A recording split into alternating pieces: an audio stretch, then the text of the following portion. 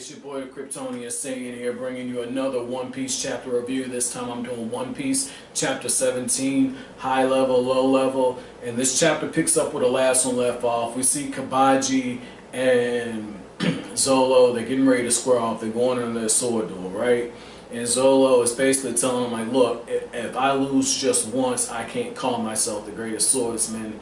And Cabaji says, okay, so that's why you cut yourself, to give yourself insurance. And then Zolo fires back at him and says, if I lose to you with wounds this shallow, then I don't deserve to call myself that. And you can tell that both Cabaji and Buggy, they got under their skin, and that's what I was talking about in the last review, where getting into the psyche of your opponent can do just as much damage as a hard-hitting blow, because it throws them off their game. And what we end up seeing is, you know, basically Cabaji is using all these different attacks. One of them is a kamikaze attack where he's got all these spinning tops rushing at Zolo, and Zolo's having to cut him down. A lot of stuff for distractions. And while the fight's going on, Nami's looking around, and just to show you how smart and how sharp she is, she looks and she says, this is my opportunity to steal the berries. And so she says, look, they're not guarding their treasure. I'm going to make off with the treasure.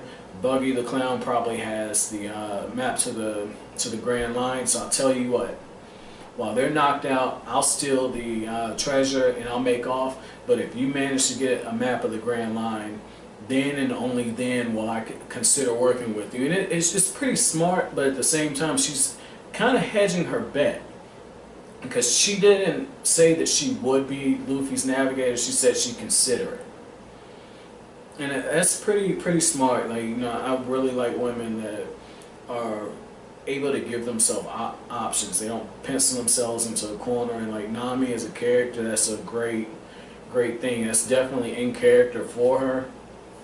And I thought it was interesting that she came to that conclusion after she got on to Luffy about saying, are you just going to sit there and watch your friend basically die? Because it did look like, you know, Zolo was going to be in trouble for a while. But what we see in this is that Zolo has got the fight under control, and despite all the deceptions and tricks that Cabaji is using, which says a lot about him since he's second in command. You know, like, if you got to do that, then like I'm thinking that Buggy is like overpowered, but I'm starting to lower my expectations, because if you're second in command and you're having to resort to stuff like this, and Buggy himself is jumping into the fight, that says a lot about, you know, your captain. Unless, you know, I'm looking at it wrong and they're just saying like, hey, 2-on-1, whatever gets the job done, it doesn't matter.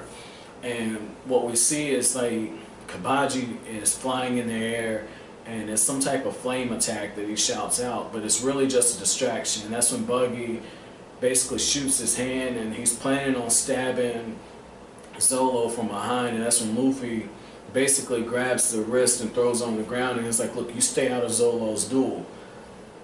And then that's when Cabaji says, I don't need the captain's self to take care of you. So after a quick parry, the two swordsmen, like, they're staring off, and that's when Zolo's like, look, I'm tired. And Kabaji's like, no, what, is that your excuse now? You're tired? He's like, no, I'm tired of messing with you. And earlier I said Zolo had the fight in control. Well, this is what I mean.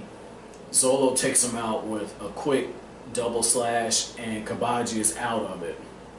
And Zolo lays down on the ground, and it's like, Luffy, I'm kicking my feet up, you take care of this. And you can tell, like, you know, for all his posturing, because posturing and getting in your head is just as much about fighting as it is actual fighting when it comes to battle. And we start to see it applied a little differently, because we see Buggy kind of doing the same thing. What I mean by that is this.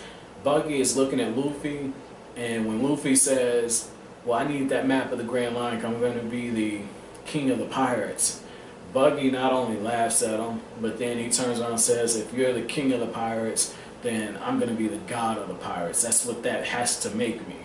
And you can tell that probably doesn't faze Luffy, but it does imply that he's very confident in his skills, but what does get under Luffy's skin is he says, look at you with that straw hat. You remind me of that red-haired man from many years ago when I was younger. And the chapter ends right there because Luffy's got this astonished look on his face because he's obviously talking about the man that Luffy made the promise to, Captain Shanks of the Straw Hats. And I think it's really interesting. So my chapter question is really a quite simple one. What type of history do you think that Shanks and Buggy the Clown had? Why do you think Buggy is basically holding a grudge right now? But that's it for this chapter. If you liked anything I had to say, please comment, rate, and subscribe. I greatly appreciate it. That's